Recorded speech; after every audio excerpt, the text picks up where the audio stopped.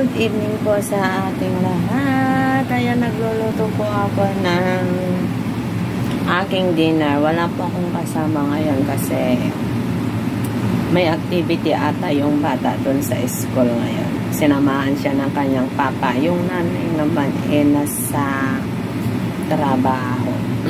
Wala na akong busas ba sa kakabasa ng ng books dun sa bata pag dalawa lang kaming magkasama. Dinner ko,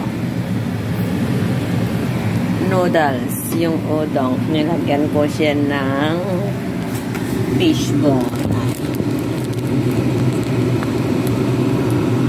Ayan, nilagay ko na yung gulay ko. Tcharan! Lalagyan ko siya ng itlog. Ayan.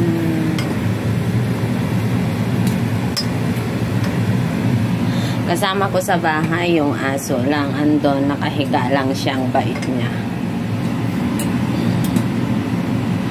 Basta nakatutok yung electric fan sa kanya.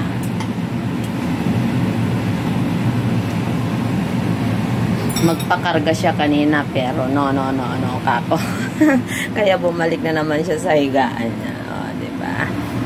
Ayan, luto na ang aking dinner. Patayin ko na.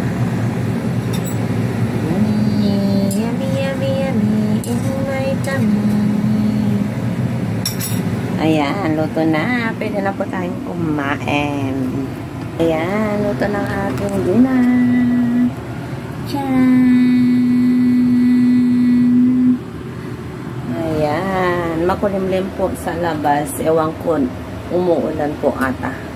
Ayan, ingat-ingat po tayo. Lagi saan man po tayo magpunta. Bye-bye!